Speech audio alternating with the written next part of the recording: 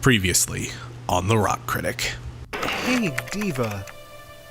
Are you trying to kill me? Yes.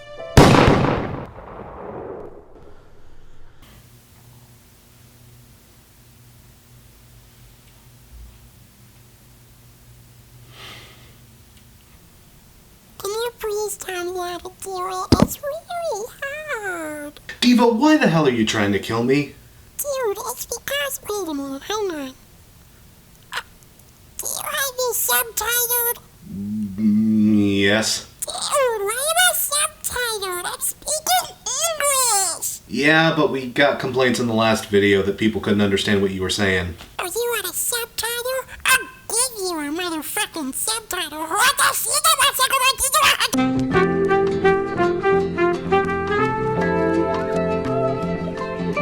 What in the hell is that? Well, people thought your scenes went on too long in the last video, so if you talk too much, we just straight up edit you out. I said what the one shit was going on. Oh my god, you're killing me, dude. You're literally killing a little baby. Well, here's the thing. It is my goddamn channel, and I will make videos however the fuck I choose to, and if you got a problem with it, you can suck the saltiest stench of my cock. But some people forget that sometimes, so look, for all of our sakes, just save everyone a headache and give me the short version of all this.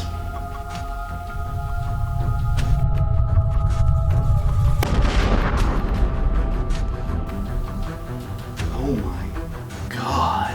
See, I'll have to stop the apocalypse. I'm Marino Saracano. Wait, if you come from the future, wouldn't that technically make you a Whittle Kyle Reese? Saracano's cooler. Touché. Look, D.Va, I know I'm like Saiyan and shit, but even I'm not this powerful. Even at my strongest, I couldn't level an entire city. Look, you are the only thing even close to powerful enough to cause this kind of destruction. There has to be a connection. When you talk about these albums, bad things are gonna happen to the city. No, see, D.Va, that's the thing. You don't understand. We don't have to worry about my talking about these albums. Why not? Because these albums, they don't give me anything to talk about.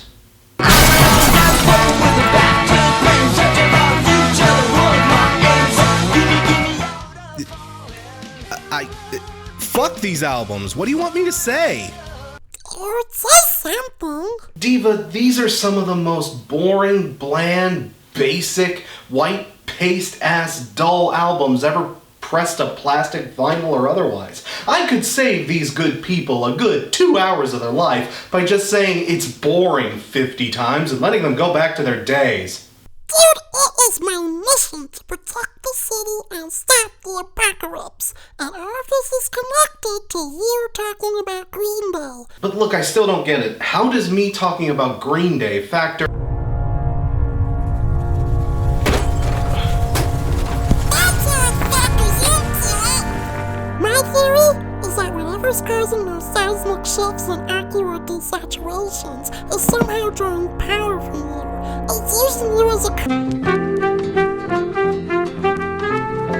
damn it, this is important to the plot! D.Va! Okay, just talk about these albums and hopefully that rules out whatever's causing all this bullshit. Okay, fine. I'll try, okay? I'll do my best. In 2012, Green Day released 3 albums, and they all kind of fucking sucked.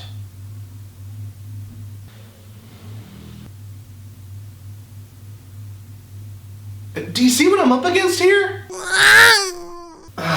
Okay, fine, I guess we'll just pick up where we left off? Okay, so it's 2009. Green Day have followed up American Idiot with 21st Century Breakdown, and even though there are grumblings from some critical circles, overall, people are still generally pretty well pleased with what they got. Even if it wasn't as good as their previous effort, hey, like Primus so famously said, they can't all be zingers. And even the people that were grouchy about 21st Century Breakdown, most of them were still optimistic for what the band would do next. Hell, even though I'm far from a defender of the last album, I still wasn't, like, pessimistic or anything. Like, I just kind of figured the whole, megalithic, operatic, huge, experimental thing was just something they kind of needed to work out of their system. I mean, like, as well as it paid off for them both times, can you really blame them for wanting to try it? As long as the next album was more of that return to roots, rock-ass, punking, kind of good old classic Green Day sound, I figured we should be okay. Right?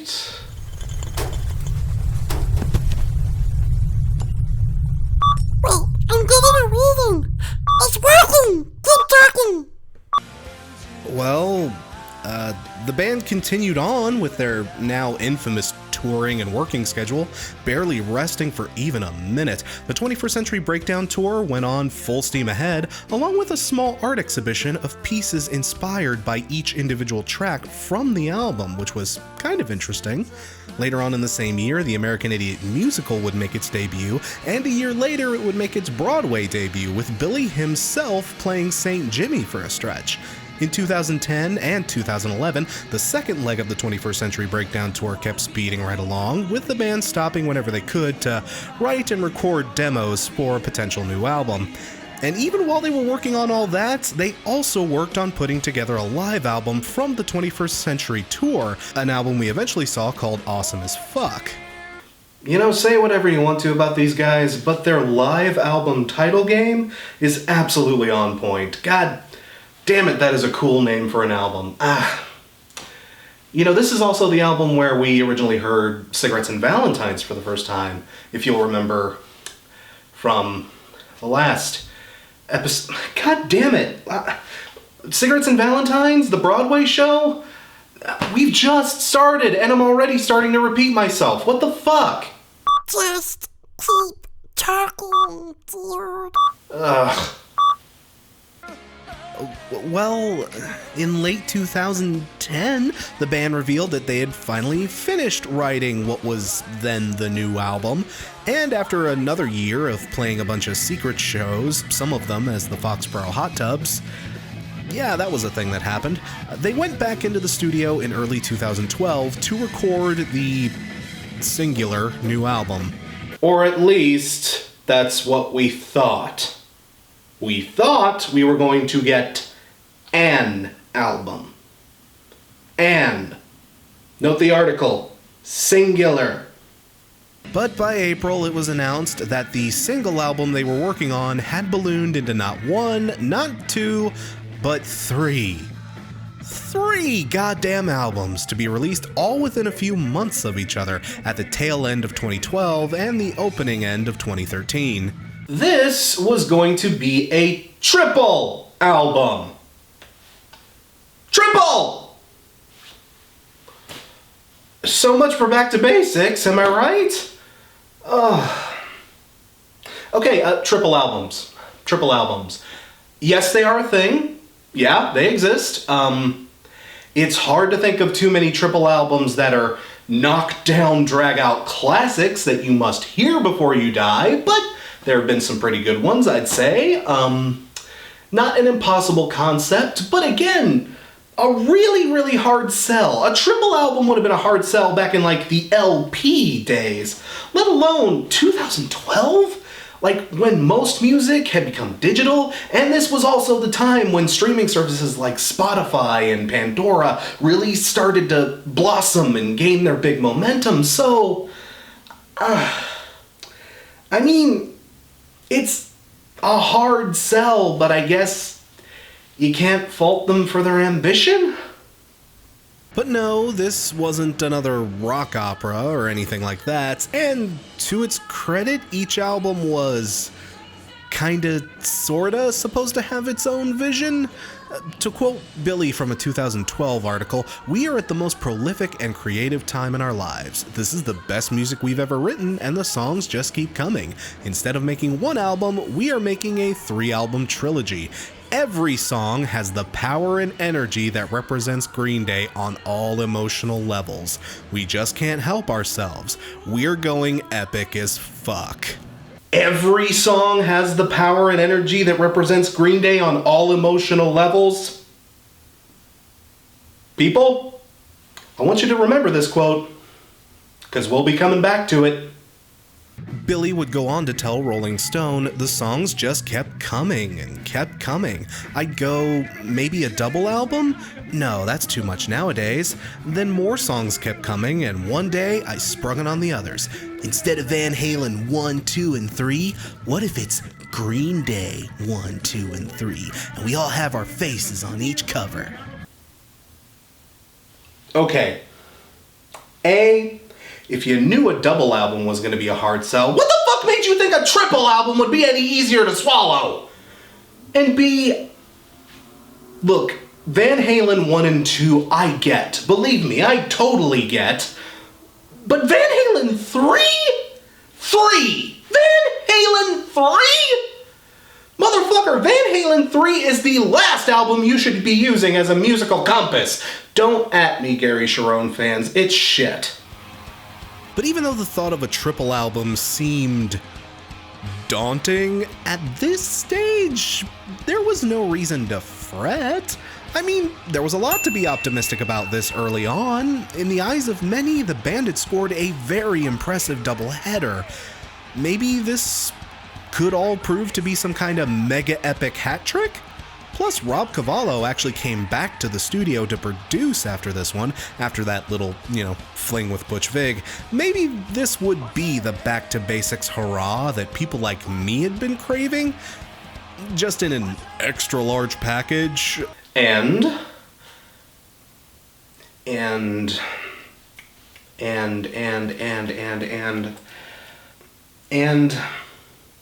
I'm out of shit to stall with.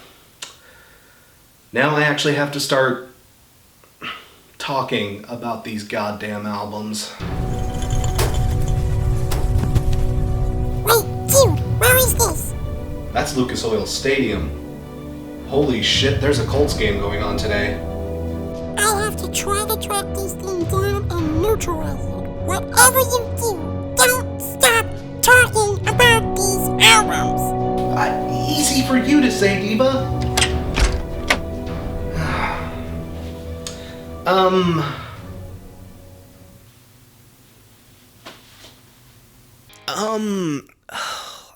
I guess we'll start with the first single from Uno. It seems like the most logical place to start, I guess. Oh Love. That was the first taste pretty much everyone got in regards to this massive mega project. One thing I'll say that's weird right from the get-go about this track is on the album itself, this is actually the closer. Really, this is the last song and they chose this to be a first single? See, that on its own isn't the weirdest thing in the world. Like, closing numbers do get released as singles, especially if the song in question happens to be really, really good. It's not uncommon necessarily, but to have a closing number released as your very first track? Like, that's weird.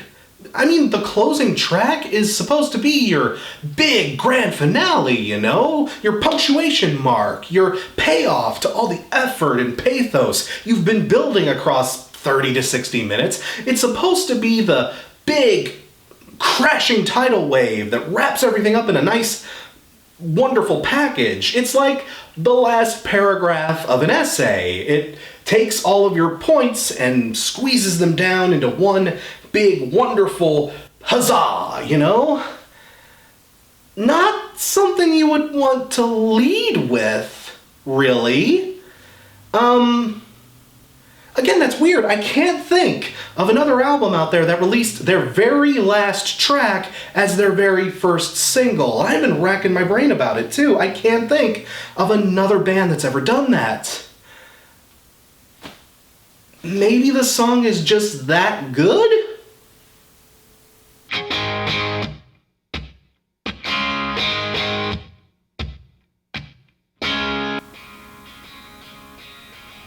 My reaction to the song 5 years later is the exact same as the one it was 5 years ago. That's it. Like, guys, step back and take a good look at all the other stuff we've seen from Green Day up to this point. All of it has stood out in one way or another. All of it has had some form of identity, power, attitude, or chutzpah. Even for as hit and miss as 21st Century Breakdown songs could get, at least they often felt like they had some form of character and individuality. This song, with its plodding pace, its lackluster, barely there power chord and bass arrangements, and those boom boom bap, boom boom bap standard ass drum beats, compared to everything else we've heard from this band, this barely even sounds like Green Day. It's all just so...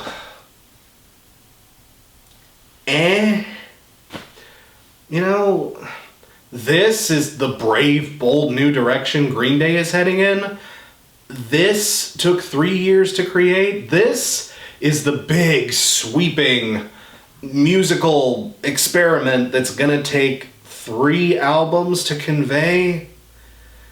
It's so whatever feeling. Like a song like this on any other Green Day album would be filler at best. And not only is this the lead single, the first big impression they want to make, the first big, hey, check us out, that they want you to see from their new experiment, this is also the album's epic, sweeping closing number. Let that be a sign of things to come. And God, in a weird, bizarro-ass way, you know what the worst part about this song is? It's actually not terrible or anything. Oh, it's far from good. Fuck, again, just listen to the likes of...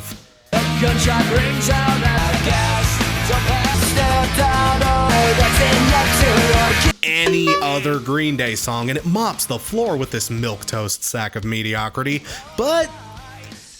it's not worth getting worked up about. It's like a strong 5, light 6 out of 10 kind of track. I don't know. But it's just a song that's kind of there. It exists. It isn't offensive. But man, it's really hard to care about. It doesn't say anything too interesting. The band is really not stretching themselves creatively or musically in any interesting ways here. It's all just so... functional. It kills 5 minutes of your life without making you really feel one way or the other. Doesn't get you too excited. Doesn't get you too sleepy. You know, it's there if you want it, but if not, whatever. Again, let that be a harbinger for what's in store here, people. Ooh, I mean, it has a few other alright tracks. It opens pretty strong. Nuclear Family is kind of a nice, more punk-sounding familiar number. In fact, it would have been probably a way better single than this plodding little fuck fiesta. But man, again, it feels like a Green Day song that's not running on all cylinders. Still, Billy's vocal delivery really leaves a lot to be desired, and the riffs and chord progressions... honestly, they just remind me of other similar sounding, better Green Day songs. And the solo... weak. For shit's sake, the guitar work on this thing. Like, that's another thing I haven't really been able to touch on just yet. Did you know that all 3 of these albums were actually recorded as a 4-piece? Yep, it's true. For this one singular weird little year, Green Day, the power punk trio we all knew and loved, briefly became a quartet.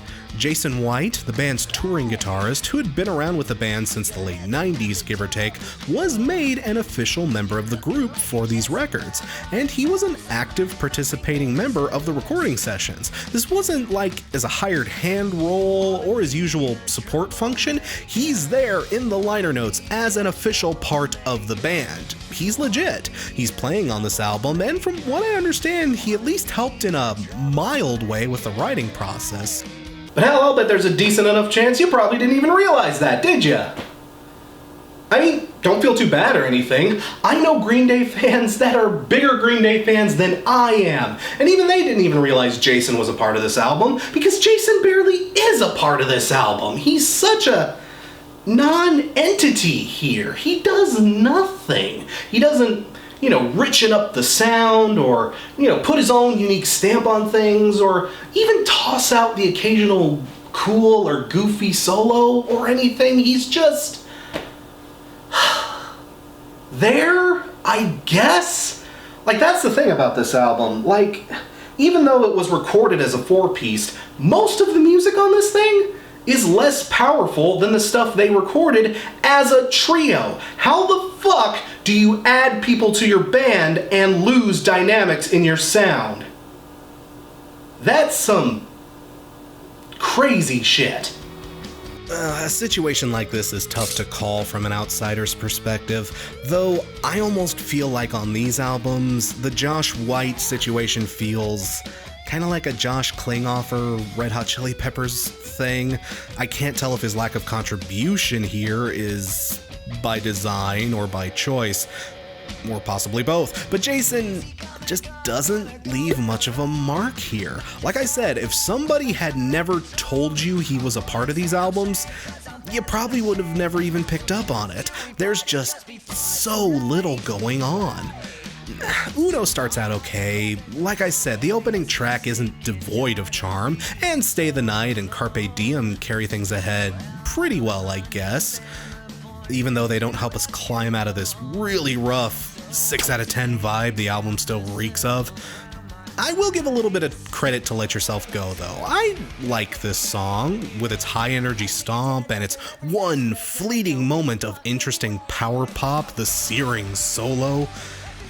It gives the album the faintest flicker of a pulse. It's probably one of the few tracks I can even vaguely remember the name of whenever I listen to this thing. It's okay, I guess. I'll give credit where I can, folks. See, that is like the one place throughout the whole trilogy where it actually feels like the album is finally gaining some momentum and it's finally building a voice and it feels like it's finally moving in some kind of direction. And then it's immediately followed by Kill the DJ.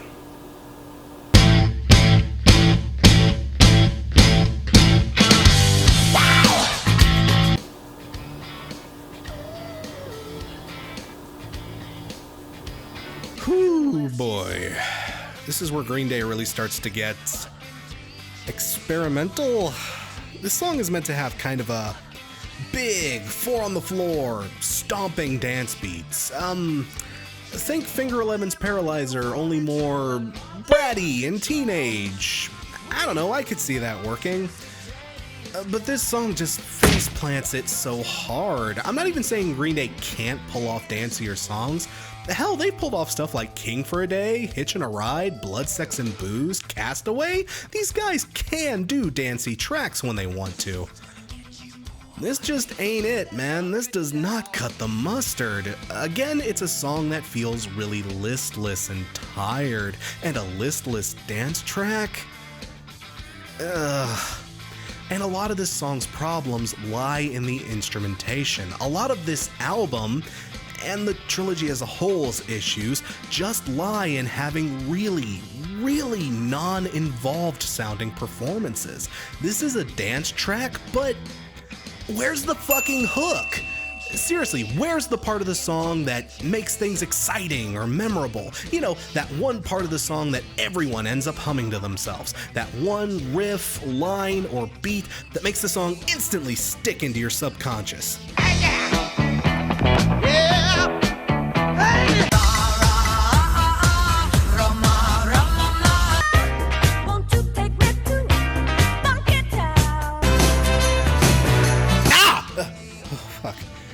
You people get the idea. There's just nothing here worth getting excited about. The guitar work is just the same syncopated chord work that most of us have already heard on Oh Love, but just set to a dance beat. Trey's drum work never seems to want to move out of autopilot, and Mike... People, I've mentioned how disappointed I am in Mike's playing style in the post-American Idiot albums, but here is where that sort of lazy style of arranging things really comes to bite you back in the ass. Like, it's a dance song without a good bass line. A dance song without a good bass line is like cereal without milk. Why the fuck even bother? Breakfast is ruined. And to me at least, the album just never fully recovers from this. It's a record that feels like it's stuck in first gear. It just cannot get itself moving.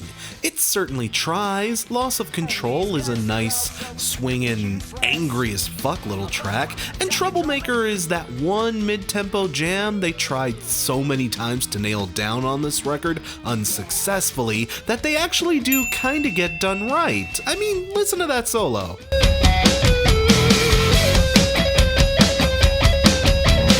That's pretty cool, right?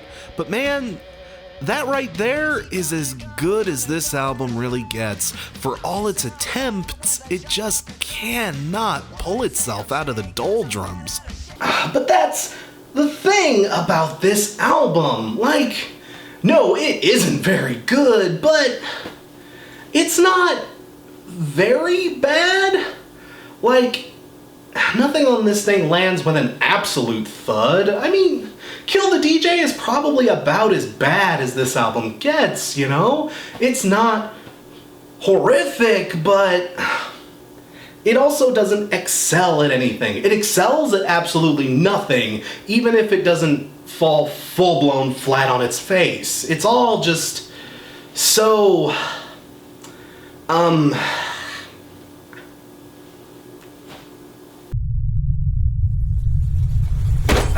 What the fuck do you want me to say about this album?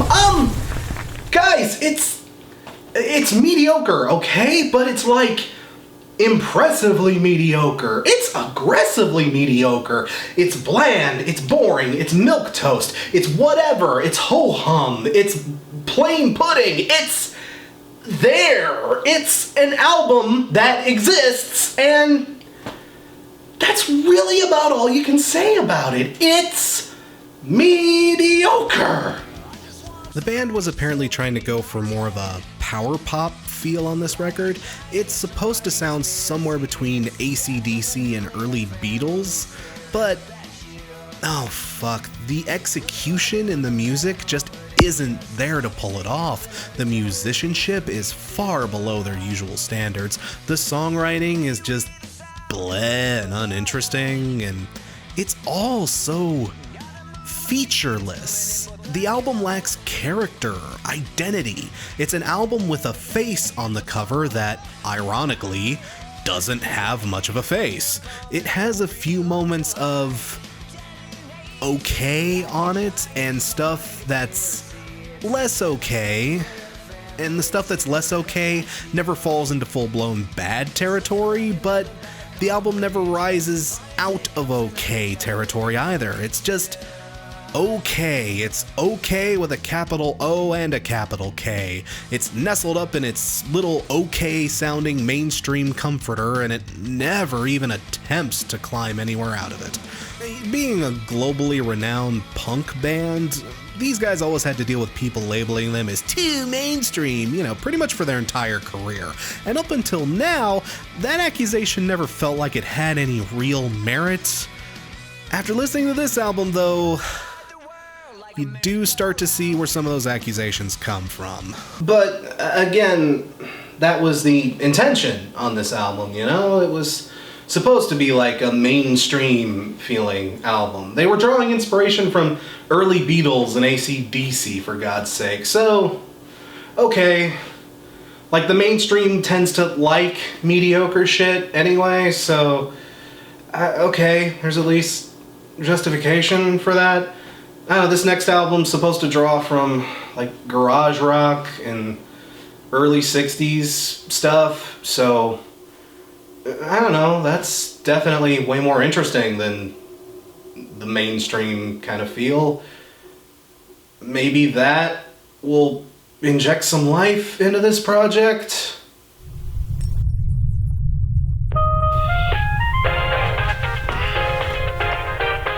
Yeah? Dude, you have to keep talking. You're messing up my skis. D.Va, it's a fucking miracle I've been able to prattle on for this long. And where are you now? Is that Broad Ripple? Yeah, I've been doing my best to trace the entity signal, but it keeps darting all over the place. It's weird. So I've been hunting in a wild goose chase, but I was able to track it down to here. I think whatever this is... Dude, just... Please keep talking. The more you talk, the better I can trace it. So talk when you have the palms line up.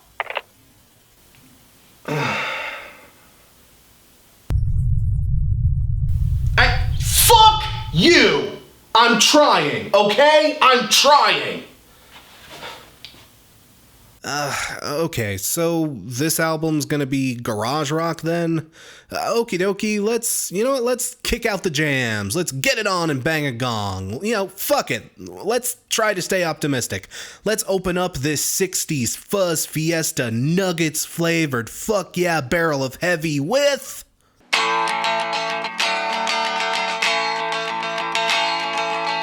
With one of the slowest, dullest, most pointless Green Day songs I have ever heard in my life.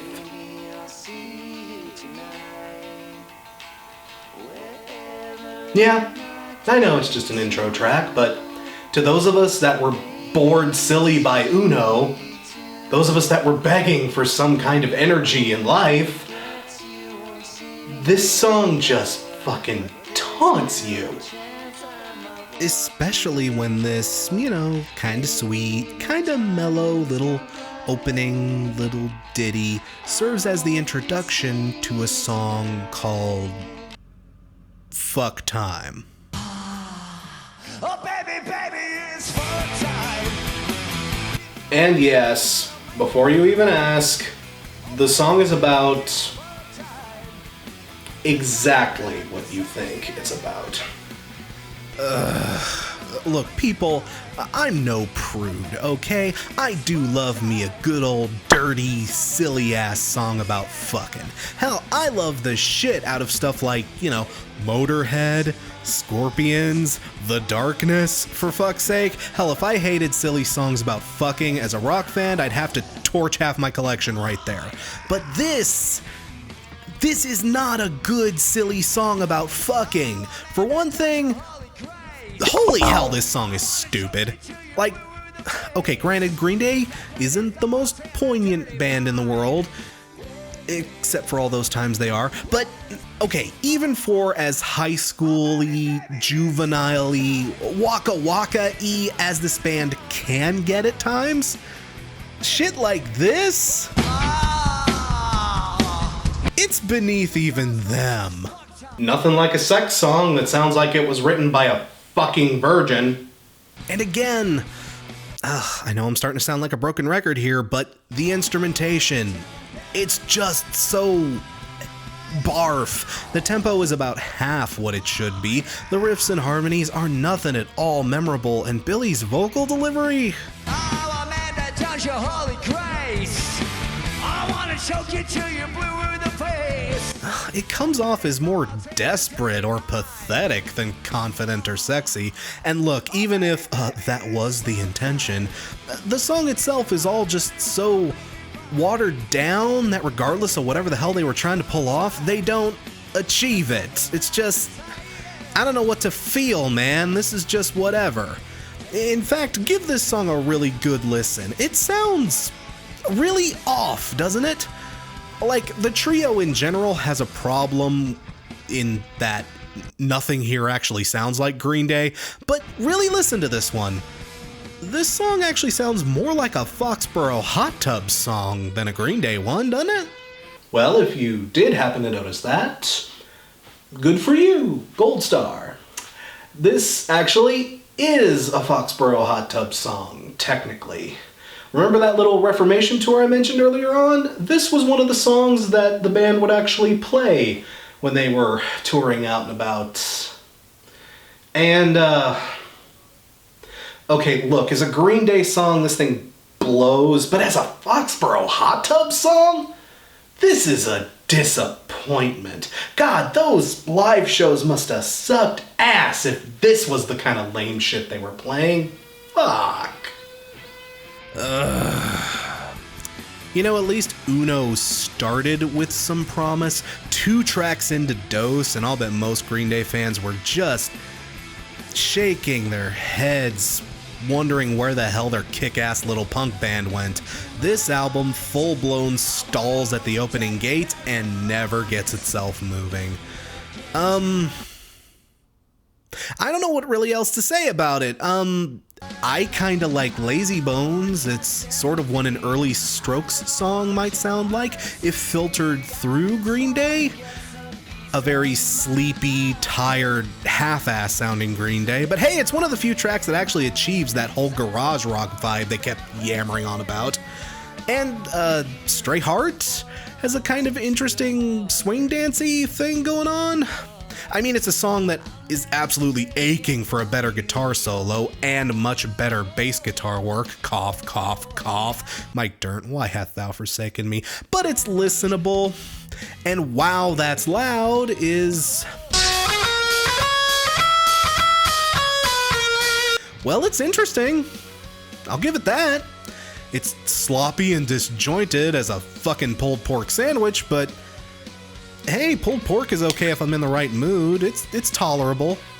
But again, that's the big problem with this album. Even its highest moments never really go that high. It's tolerable. It's not spellbinding. It's not interesting. It's not even what I'd call good. It's tolerable.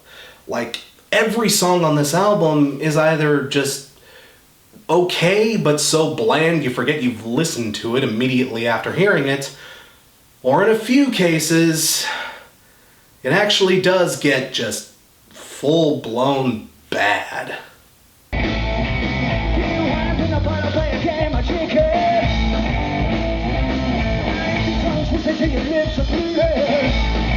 What is it with this album and having lyrics that sound like they were written by a fucking virgin? Stop trying to be Rivers Cuomo, Billy Joe!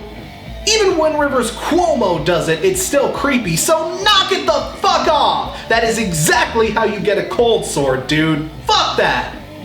My favorite color's candy apple girl, and she resides in my mind of my nightlife. Well, people, we're finally here. It took us 3 videos and well over 3 hours, but we're finally here. The worst song Green Day has ever written. The Can't Stop Partying of their catalog.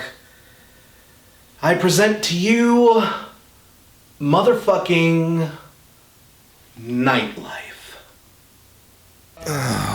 What the hell was going through the band's mind when they decided this was a good enough song to press to plastic and charge people for?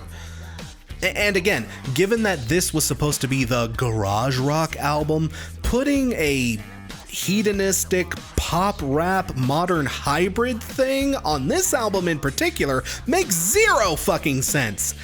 Yes, people, pop rap hybrid. You think I invoked Can't Stop Partying out of old habits? No, people. It's one of those songs. Strap the fuck in. Billy sounds full-blown strung out on this thing. Something we may definitely have to talk about later, but just, oh, listen to his delivery on this. The apple girl, and she resides in my mind. It's like even he can't believe the bullshit he's trying to sell here. And that's the thing, Billy Joe isn't even really a major part of this song. No. Most of this song's vocals are rapped. Yes, rapped. Lazily.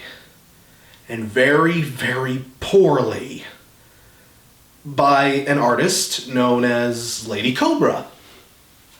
Who is Lady Cobra?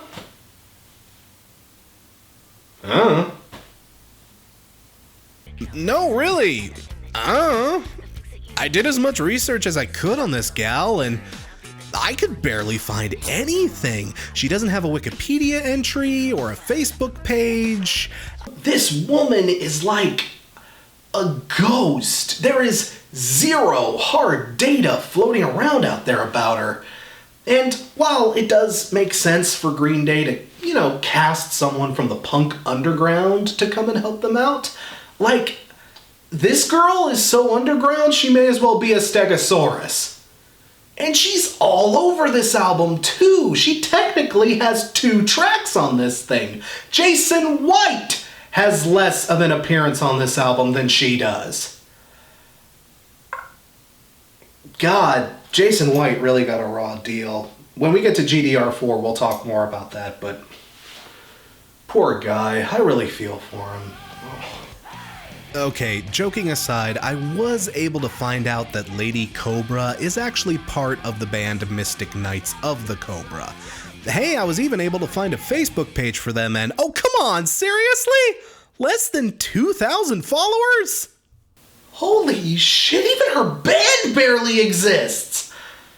Wait. I don't mean for that to sound like it probably sounded like, oh, what a small follower count you have. Oh, no, I don't mean it like that at all. No, that they're okay. I listen to some of their other stuff. They've got an interesting vibe going, and I can understand why Billy would like their particular brand of punk. Like, I kinda get it, but it's just weird, It's super weird to feature on a Green Day album. Is like a Willy Wonka golden ticket dream for like 95% of people out there. And the other 5%, if Billy just walked up to you on the street, I'm sure you wouldn't shake a stick at the offer or anything. You know what I mean? It's not like Green Day is a band that has features terribly often. I can't think of another time they had a feature. So, what the hell did this band do to get the opportunity of a lifetime? Look, people, I don't mean to sound unfair, but I'm just saying, what on earth did a performer with this little presence and no ability and Come inside, I got the thing that you want. The fix it you this level of performance ability do to snag a collaboration with one of the biggest rock bands on the planet? Hell, she even got to pose for the back cover. The song that precedes Nightlife is named after her. Like, hey, wait, hang on, I only just noticed that. Hey, okay, let's go back. What is that song supposed to be all about?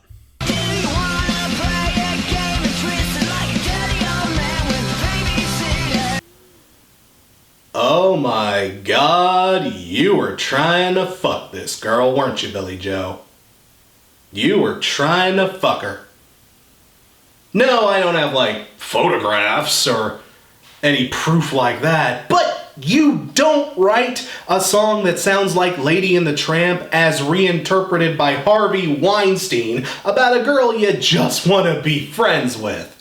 No matter how many times you put it in the lyrics, Billy.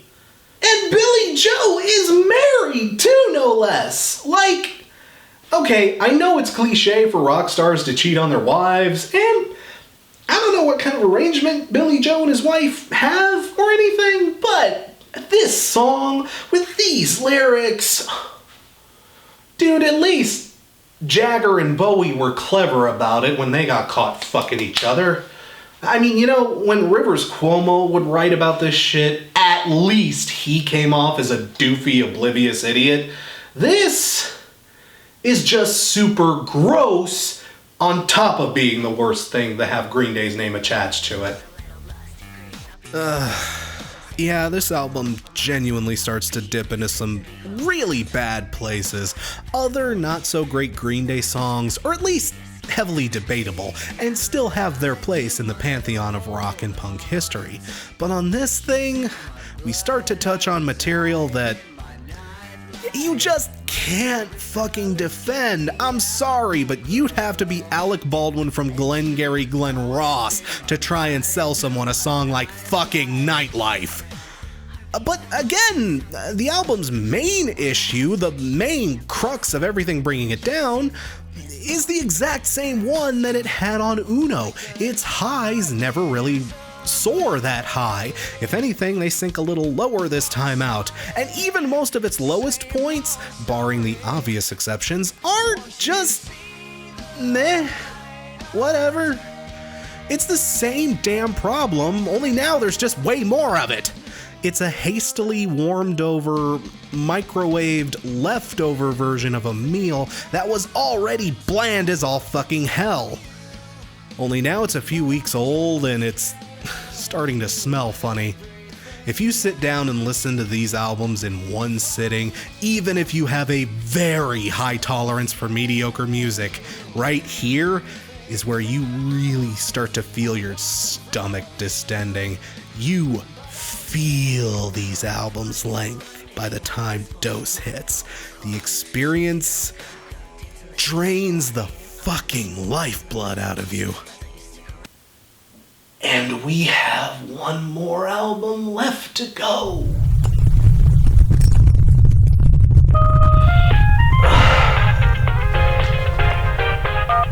What? Dude, please keep talking. I'm so gross. Where are you now? Fountain Square? Yeah, whatever this is, it's just flying all over the city at random.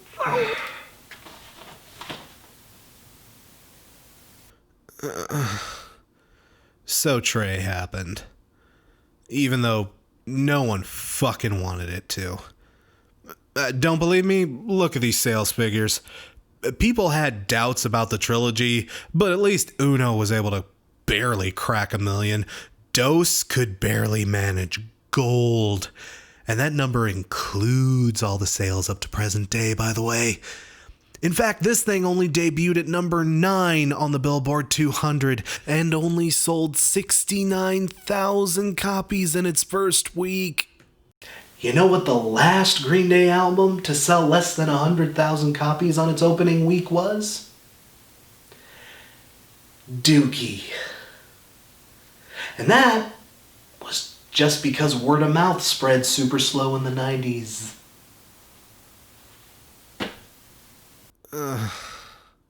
Man, guys, I tapped out at this stage. Hell, I tapped out after I heard the first goddamn track of Dose back in the day. I didn't even buy this when it came out. I didn't hear this until much later. I didn't want this. I was bored silly by Uno. I was bored to tears with Dose. No fucking way I was boring myself to death with this. Oh, and I wasn't the only one either. Like I said, after the disappointment of Uno, Dose sold like shit. Even the band started to catch on as promotion for each subsequent album became less and less of a thing. Dose only had one single. And so did this album too, for that matter.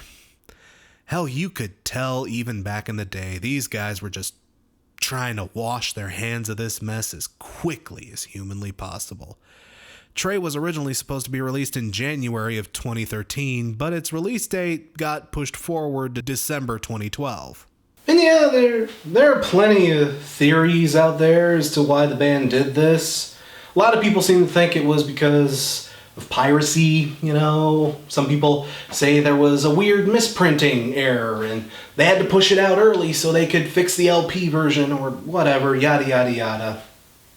You want to know what I think it was? Speaking as a critic, you want to know why I think they did it?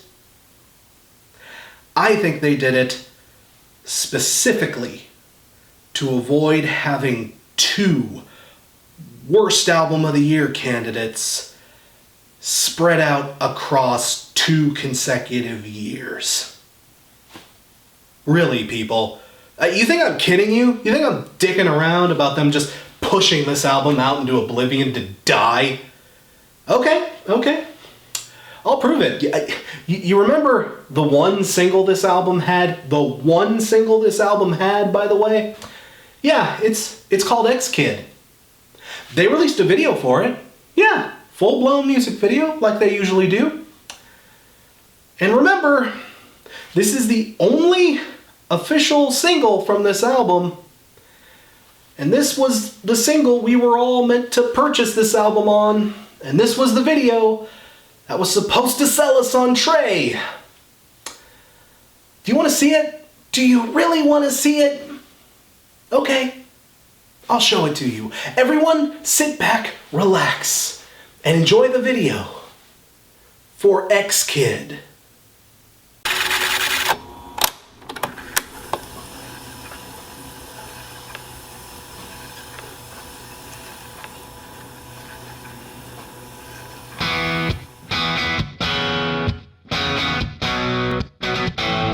Hey, little kid, did you wake up late one day and until you're just done and you're numb to your body? Now it's gonna What? You think I'm joking? You think I'm fucking around? You think I made this video as a goofy little laugh? No! This was it! This was the only music video that Trey got. This was the only single this thing received.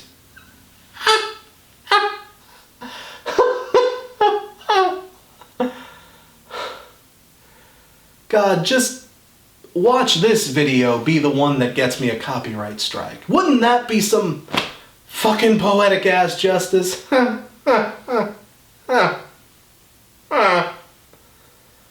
Yeah, there's a more video-like video for this song out there, but this was part of some fan-made vid contest or something. And frankly, this thing just looks like the video for Wake Me Up When September Ends if it were shot by my goofy ass. Fuck, what Hollywood films are more interesting than this video? Jesus Christ, I wish I was watching Who Killed Captain Alex right now. Though I don't even think a video joker could make this album tolerable. Ah, look at the red boy. He do a thing. Oh no! Oh, action! Oh, fuck tables. Yes! Oh, writing. No, writing is for fuck boys. Yes! Haha. Number one action. Yes! Oh, punching! Punching, yes! Everyone in Green Day knows Kung Fu. Yes, Billy Joe. Run from creepy mom and vampire. Yes. Creepy mom and vampire. Suck out your blood and make you sparkle. Yes. Jump like Ang Lee. Yes! This is music! Mediocrity, mediocrity, mediocrity, mediocrity, mediocrity! Dinosaurs. And again, I repeat myself by saying this, but X-Kid is an okay track. Fuck, it's nothing outstanding, but I could listen to this if it came on the radio, I guess. I might get bored halfway through, but whatever. It's fine. Okay. Well, it's okay. It's fine. Okay. Okay. I'm literally just repeating myself again. I'm repeating myself again because this album is the same shit as the last two over again. It's meh. It's meh. It's meh. It's meh. It's not too bad. It's not too good. It's meh. It's disgustingly, excruciatingly, aggressively, disturbingly, unsettlingly, repentlessly, purposefully, unengagingly, horrifyingly, stupefyingly, relentlessly, ungodly, unbelievably, sanctimoniously. God help me, I'm bleeding in the corner.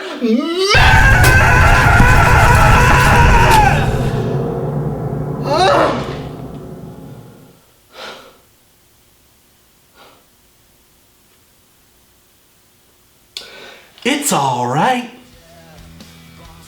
I feel like I'm stuck on a loop here. Fuck, I felt stuck on a loop talking about Dose. At this stage, I feel like a goddamn full-blown Ouroboros. Everything that was wrong with Uno and Dose is equally wrong with this. Mediocre highs, mediocre lows, mediocre minds? Oh, fuck, I wish. And this album was intended to be the big, sweeping closer. You know how the theme for Uno was power pop and the theme for Dose was garage rock? Literally, the theme for this one was supposed to be epic.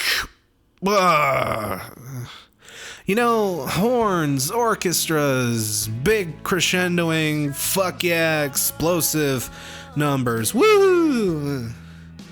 But apart from the crescendoing towards the end of the piss bland opener Brutal Love and the hey, let's just do American Eulogy again plagiarism of Dirty Rotten Bastards, and the so milquetoast even milk and toast would fall asleep in the middle of it closer, the forgotten. No, man, no, it's the same fucking shit you've already heard across two albums. It's the same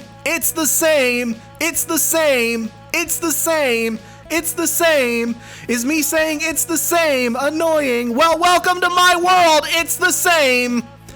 What isn't just merely passable is just boring and barely even worth mentioning. Hell, this album doesn't even have any gloriously bad tracks like Nightlife or Fuck Time. We just get...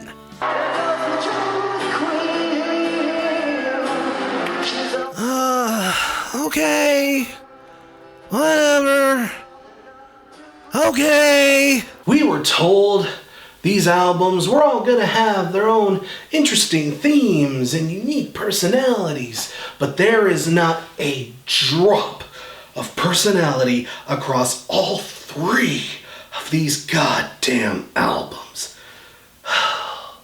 These records sound like Green Day is trying to plagiarize themselves. All they are is just a bunch of ideas cribbed from other better Green Day albums, just smushed together and arranged into a messy little pile.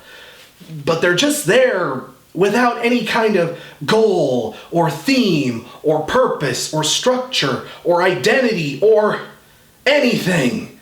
It's just there in a pile, sitting in front of you. It's just a thing that exists. Who fucking Ray? And all you petulant fanboys about to nail me to the goddamn cross because some of these aren't the worst fucking things ever. You know what? You're right. They're not. But they're not fucking special either. Not even slightly. Yeah, okay. These albums are a C- at absolute worst, but at absolute best, they're a C+. These albums do nothing special, nothing unique, nothing worth caring about. Say whatever you want to about Ratitude. At least Ratitude was interesting.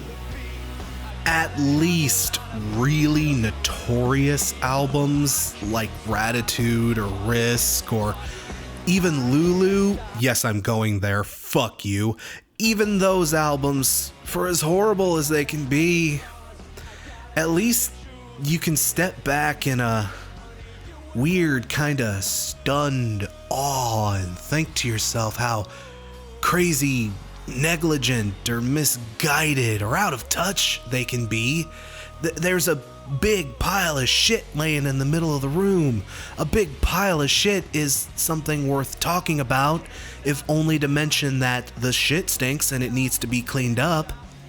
These albums aren't shit in the middle of a room, they're dust on an end table. It's there, and it's not good, certainly, but whatever. You might say something about it later, or wipe it off when you get around to cleaning day, or company's coming over and you don't want to look sloppy, whatever. I mean, who cares? It's just dust. Even if it's a lot of dust, who cares? It's not going to hurt anyone. And no one sure as hell is going to compliment you for having it around, but yeah, whatever. It's just... People, if these albums are just the bee's knees to you, and, you know, you're seriously gonna come up here and try to tell me that Ashley or Angel Blue are some of the best songs Green Day ever wrote, if you're gonna be that guy who writes the shitty, long, pointless-ass diatribe in my comment section and talks about how, actually, Ashley was the song that saved my marriage, and this is actually the best album ever, and you're actually very wrong, and we'll actually, here are 500 paragraphs of I don't want to fucking hear it! I don't want to fucking hear it! Wow! You love mediocrity! What do you want, a fucking cookie?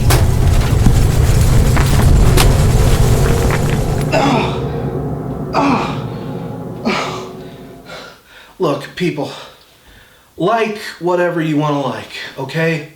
It isn't any skin off my back, but to me, I expect fucking better. You know why? Because this is Green Day. This isn't some band that, you know, just debuted and are just trying to get their feet wet. This isn't some local bunch of nobodies. This isn't some group of dads who rehearse in their garages. This isn't some mediocre ass band. This is Green Day. Welcome to Paradise, Green Day. When I Come Around, Green Day. Basket Case, Green Day. Brain Stew, Green Day. Jaded, Green Day. She, Green Day. Redundant, Green Day. Nice Guys Finish Last, Green Day. Warning, Green Day. Waiting, Green Day. Minority, Green Day. Macy's Day Parade, Green Day. American Idiot, Green Day. Wake Me Up When September Ends, Green Day. Motherfucking 21 Guns, Green Day! Yes! As much as I hate that freaking song, that song has more character, vibrancy, and reason to exist than anything on these three boils on the ass of an otherwise glistening catalog of work. You want me to just roll over and accept this as Green Day? No! No, motherfucker! This is not Green Day! I know what Green Day sounds like, motherfucker! I know what Green Day sounds like, for I have died on honeydew and drunk the milk of Welcome to Paradise! I expect better! If they are gonna pump out mediocrity, the very least they can do is not make that mediocrity 2 hours long! Yes, people. 2 hours. You put this whole mess together, it's 2 fucking hours. And I had to listen to all of it. All of it. Several times to make this video. And it still left me with nothing to fucking say. Everything just blurs together into this amorphous gray lump with X's on its eyes. And look, I listen to these albums on their own. I listen to them randomly. I put them in mixes and shit. I did everything I could to try and make this a tolerable experience, but nothing I did made these albums more digestible. Hell, even if you take the best handful of songs from these albums, trim the fat and just try to come up with some kind of hypothetical fixed version of the trilogy, whatever version of that album you'd create, no matter what you put on it, 6 out of 10. 7 out of 10 if I'm feeling really generous. And I'm fucking not! And by this point, yeah, people weren't fucking having it. You think 60,000 sales on opening day is bad for Green Day? Trey? 58,000 sales. Less than their worst selling album to date. I have YouTuber friends that have more subscribers than this. In fact, fuck it, hang on, I'll fucking prove it. Yeah, fuck it. Fuck it. Fuck it, I know who I can call. Shit. I know who I'll call. Hello? Hey, Dom! How you living, babies, kids? Crash, is that you? You look a little off. You're not here to make me chastise you for your terrible accent again, are you? No. Man, I was just curious. How many subscribers you got? Oh, well, I haven't checked recently or anything. I think it's going pretty well. That's a very personal question to ask. Why do you... Did you know that you have more subscribers than Trey sold on its opening week? You fucking blow it out of the water, man. Huh. Oh, hell yes. How's it feel to kick more ass than the greatest rock band in history? Crash, are you okay? What's going on? Is everything alright over there? Why are you in black and white? Crash, is that you? Kaluna! Hey! Oh, welcome to the Black Parade! Crash! Jesus, man, you look terrible. Seriously, are you alright? Peaches and cream. Peaches and fucking cream, dude. Peaches and fucking cream. What on earth is happening? I don't know, but I need to make some phone calls. Listening to these albums in any capacity is an absolutely soul-sucking experience. It drains the fucking life from your body. And sweet God, the fact that it's 2 hours long just makes the whole experience that much more excruciating. It's like being strapped into that machine that force-fed Homer donuts at the end of one of those Treehouse of Horror episodes. Except instead of donuts, it's like, I don't know, plain white bagels? I mean, plain white bagels are okay. I actually kind of like plain white bagels. But, like, this... I don't understand it. James Coco went mad in 15 minutes. And you think the band didn't realize this? You think the band didn't know the gigantic mistake they'd fucking made? You're seriously gonna... We'll actually meet that song on these albums? No, these albums are track. You can sit there and tell me that I just don't get its vision. And that you are just too set in your ways to understand the brilliance behind these albums. No. No. Those albums are dreck. Those albums are meaningless. Those records have absolutely no direction to them. It was about being prolific for its own sake. Oh, those last words, by the way, that last sentence I said, those aren't my words. No, I didn't say that. You know who did say that? Billy Joe motherfucking Armstrong. Q Magazine, August 28th, 2016. Even he has admitted that all 3 of these albums were pointless. Even on their greatest hits collection, the one that they released most recently, God's Favorite Band, nice little collection. Got a lot of good stuff on it. Do you know how many songs from the trilogy were put on that greatest hits collection? 1! No, I don't mean one song from each album.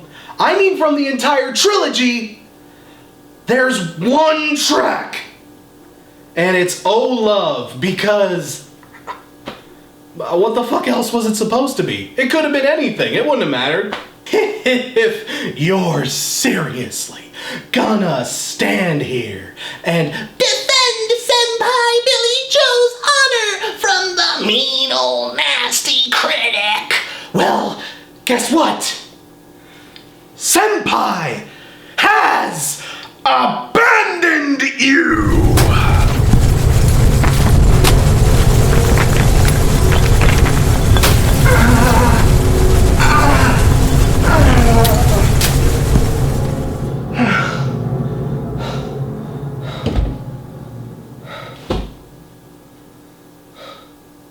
You know, a big debate amongst critics and people in general is what's truly worse?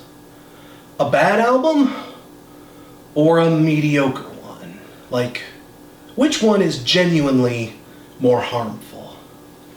And you know what? There's good debates on each side. You know, there isn't a clear-cut answer to that question, really. But man, never, in all the music I've listened to over all my years, never has there been a more definitive argument for mediocre music being worse than Green Day's Uno, Dos, and Tre. I've listened to albums that have annoyed me, that have angered me, that have depressed me, that have full-blown shocked me. But these albums, they fucking depleted me. I am drained. I am running on fumes as a result of these albums. I feel like the life has been sucked out of my fucking body. I feel close to dead, and for what purpose? What end? What did we accomplish here? Really, what have we done? What have we done constructive in this time we've spent? Nothing. Nothing. We didn't find any new information. We didn't uncover any new leaves. We did nothing. All of this time, all of it, would have been fucking better spent jerking off.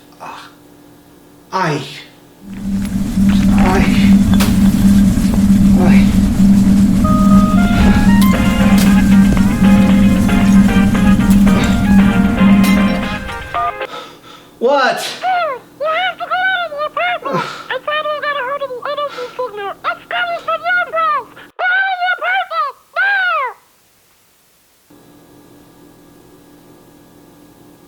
now. I don't see anything. Well, well, well. Looks like the Saiyan's finally wise to us, boys. It's just the album covers again? What should we do now that we're done with them, boss? We've done the whole sentient album covers thing before. We've done it dozens of times. That's just what we're doing again? Really? We don't need the monkey boy anymore, and he's only going to cause us trouble if we leave him alive. Boys, you know what to do!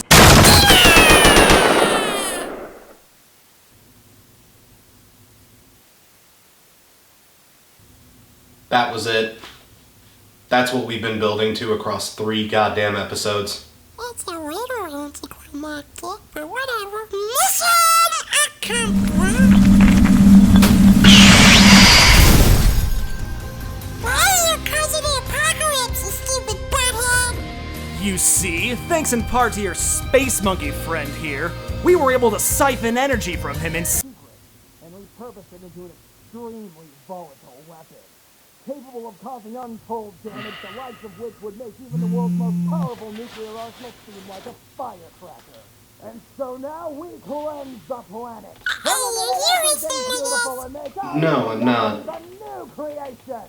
By destroying everything, we forge a brave new world in our own glorious, pure, milquetoast image! And you're powerless to stop us! So get out of our way!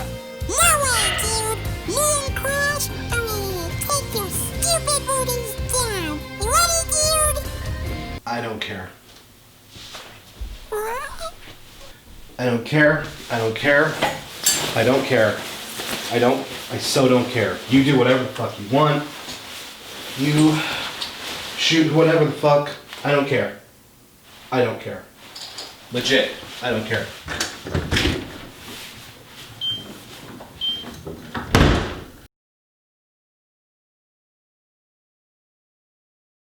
Well, shit. Okay. Hey, Crash. Hey, dude, what's up? Hey. How's it going? Yeah, I got your text. Everything okay? I'm totally fine. Are you doing alright? Sure, never better.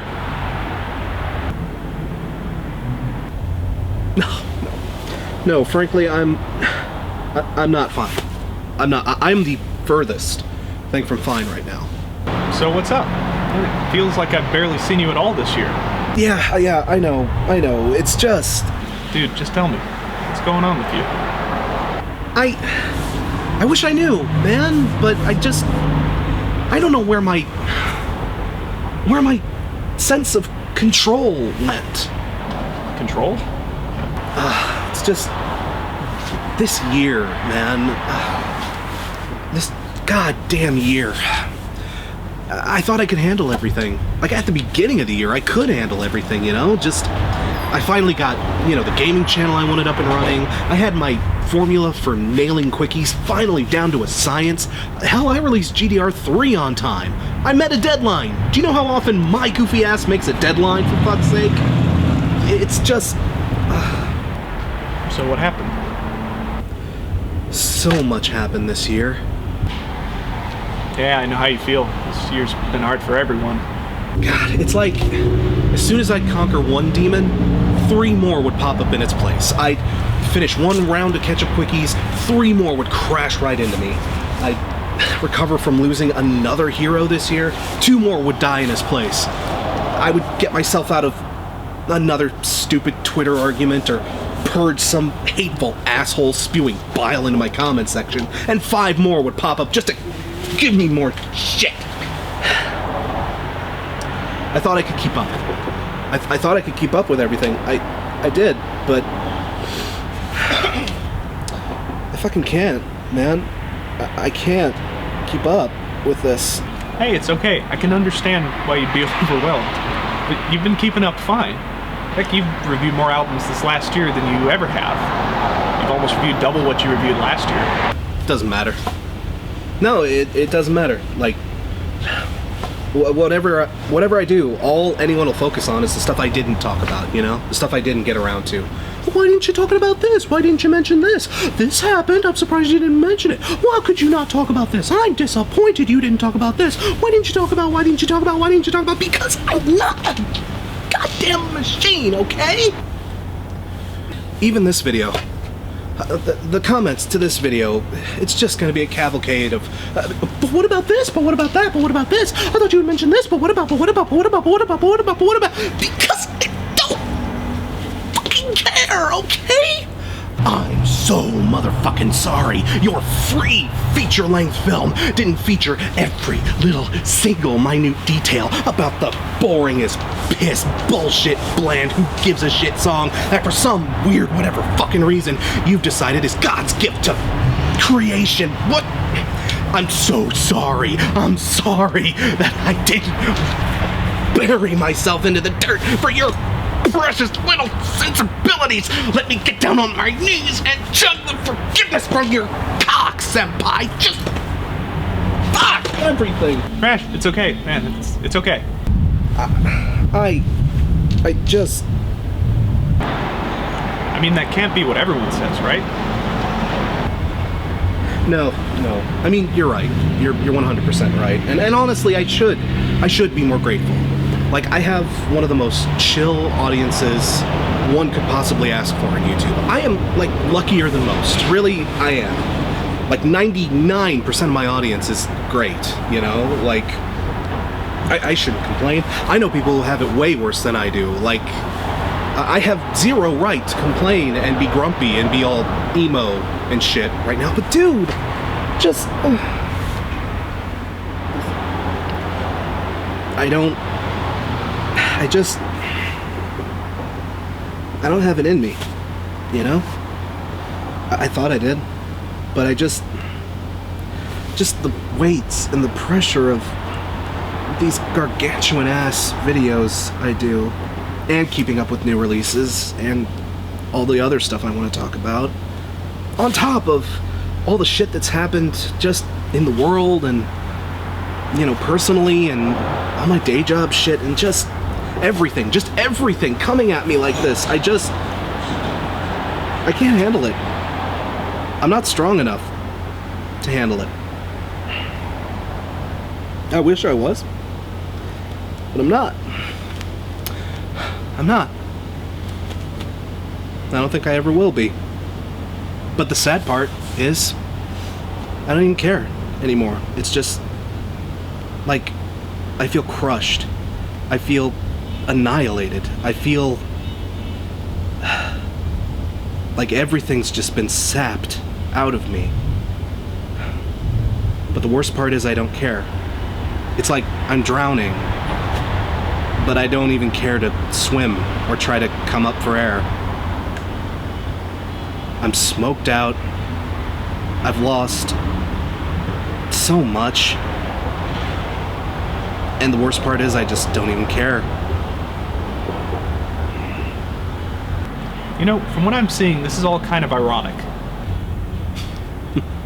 No, really. Ironic? What do you mean, dude? Are you about to start quoting Alanis Morissette? Crash, everything you're describing right now, everything that's weighing you down, it's ironic because it's the very first thing Green Day sang about on their major label debut. Dude, I'm sorry. I'm so fucking hazy right now. I can't even remember what that is. Refresh my memory. Burnout. You've put yourself under too much pressure, and it's got you crushed. In trying to take on everything, now your stamina's gone. You feel like you can't do anything. That feeling of helplessness, of uselessness, of being completely spent.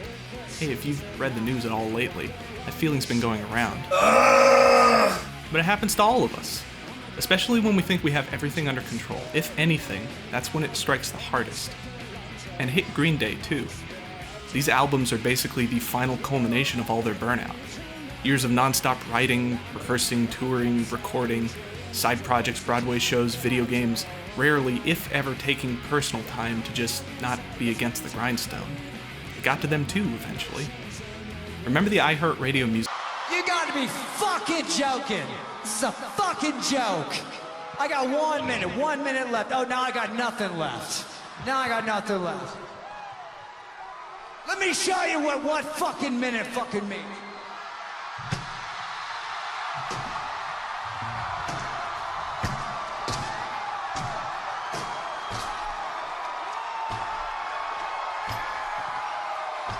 One minute. God fucking love you all. We'll be back. That's what burnout can do to you. That, plus a ton of prescription drugs and alcohol. You've worked hard this year, and it shows. And the people see that too. Your sub count's bigger than ever, you get thousands of views, and people willingly pay you to help you with your work. You know how awesome that is? Do you know how many people paid me to talk about albums I like? Exactly. People wouldn't do these things if they didn't like what you were doing. Yeah, and I know, dude, but what if I don't like what I'm doing? You know, what if all this time, 5 years, how many nights, weekends, hours, and dollars I've poured into this thing? What if all that time, all that money, all that energy, all of that? What if I've just been embarrassing myself this whole time? I don't see it that way. I don't see it that way at all. And I can think of a few thousand people who don't see it that way either. And look at it this way. Even if you did, even on the very off chance that you did, you met some cool people, you made some new friends, you got to express yourself and have people take something meaningful out of it. You even got to make some money doing it. And from what I understand, that's hard to do on YouTube. Very hard. I know it's hard, especially with the weight of the world on your shoulders right now. But for real, you just need to relax a little. Take a few deep breaths. And if anything, just try not to worry so much about what other people think. I wish I could, man. I really do, but nothing. People want to gripe, let them gripe. People want to complain, let them. Doesn't matter how great, grand, or wonderful something is, people always want to complain. People like to complain even when they have nothing to complain about. And that's what it is. And maybe that sucks. And sometimes it sure feels like it sucks. But it only affects you if you let it. You know, there was this one piece of advice I heard on a YouTube video here recently. And I think it would be a great thing for you to keep in mind. Oh, really? What would that be? The only opinion that really matters is your own.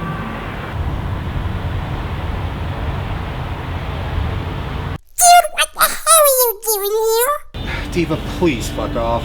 I like to, but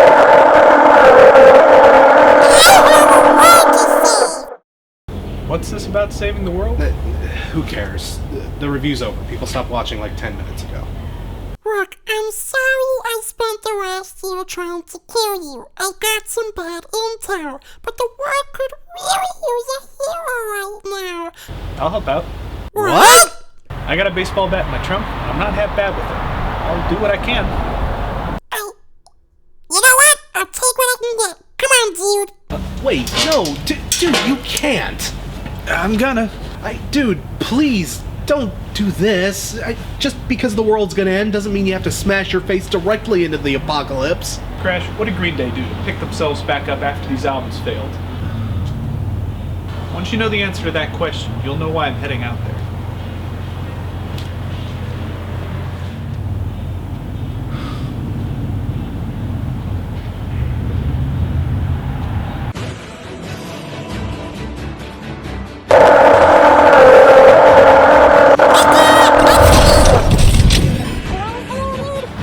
I'll follow.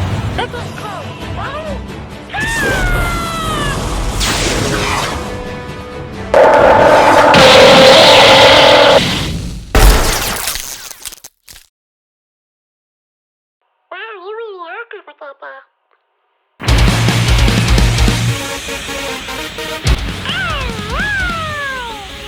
You wanted heroes, D.Va? You got one.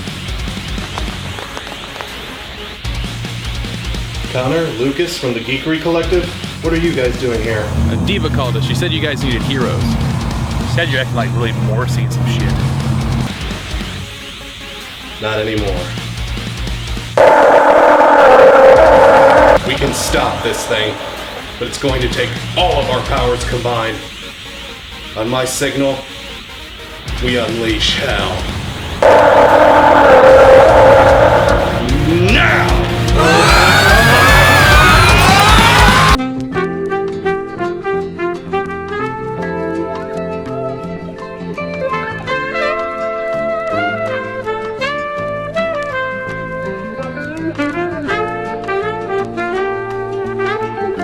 Oh man, that thing hits like a dump truck. Yeah, I didn't say it would be this powerful. Oh my god. I can't stop this thing. I don't know what to do. None of my usual techniques are working. Crash, what should we do next? What's the game plan? Oh, God. I need you to stall him. As hard as you can. I have one more technique that might work. Oh, it's a long shot. But I need you guys to be on the offensive. Stall her for as long as you possibly can. Oh,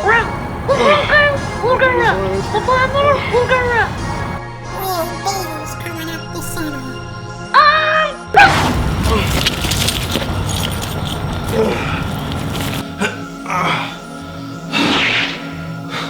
What are you gonna do, Saiyan Puke? Huh! You're going to do a pathetic spirit bomb? Not quite. It's a spike bomb, made from the negative energies from all the people you've bored, humiliated, and embarrassed over the years. All of it combined together to create a massive force capable of undoing your damage. And you're gonna fucking eat it! People of Earth, lend me your energy. Lend me your power. Raise your fingers into the air and give me everything you've got! These albums suck! These albums suck! These albums suck! Ah! Fuck this album! This album sucks! These albums suck! These albums suck! These albums suck! Ah! This album's worse than Ratitude. These albums suck!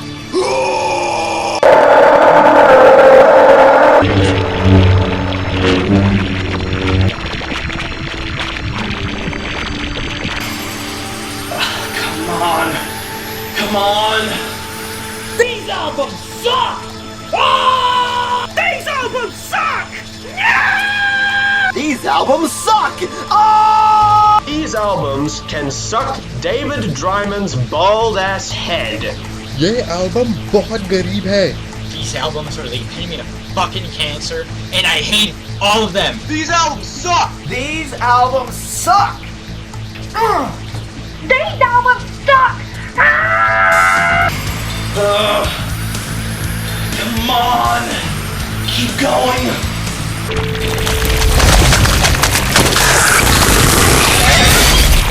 Connor! Lucas! Oh, come on! Hurry up and charge!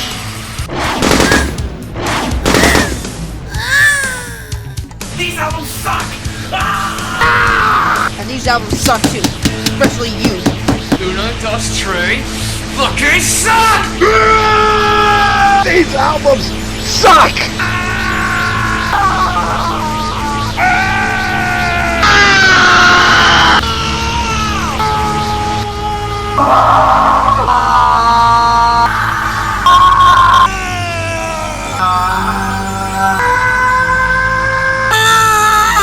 These albums are definitely not good. No!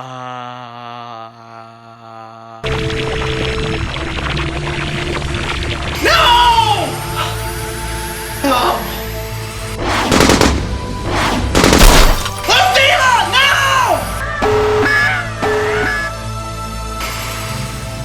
Yes! It's finally done!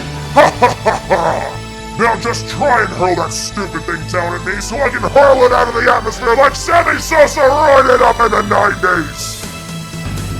Okay. If you insist.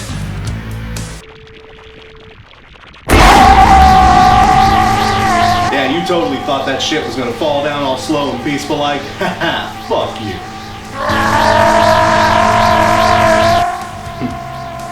I have to give it to you. You put up one hell of a fight. You took on me, my posse, and the whole damn world, and you nearly won, too. Our little scuffle may be over for now. You and I are gonna meet one more time before this is all over. And that time, you better come correct. Uno, dos, tres. Hasta la vista.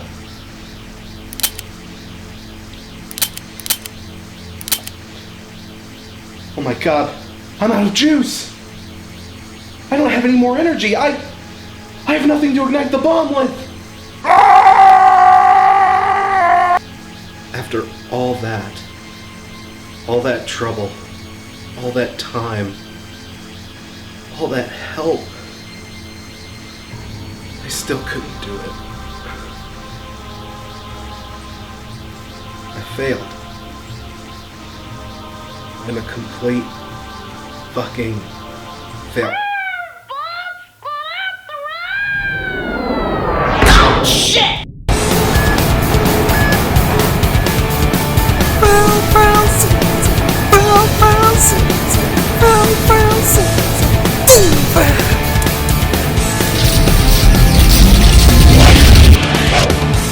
D.Va, no!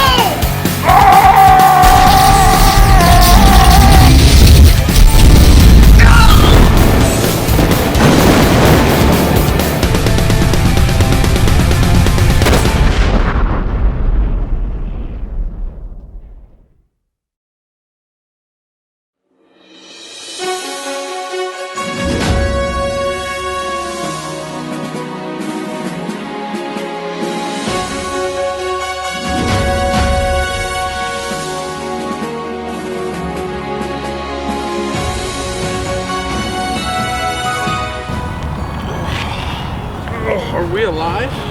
I don't much feel like it. Oh my god! Yeah. You did it, man. No, we did it. All of us did it. Guys, thank you. Sincerely. Speaking of all of us, where's little D.Va? D.Va!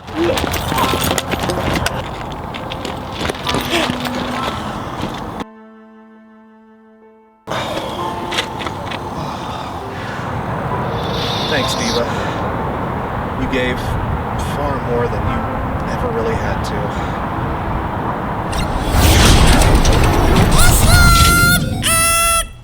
Accomplished! Huh?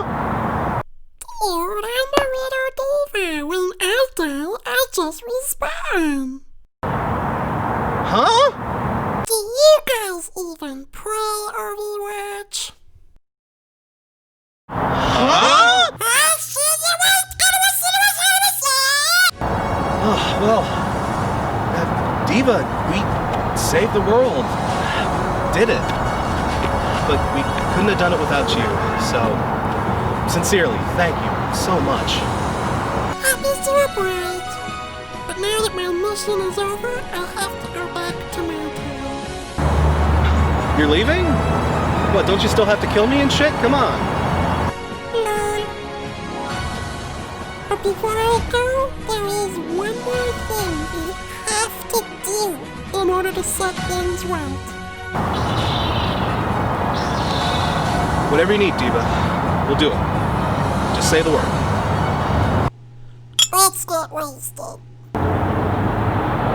Yeah! Woo!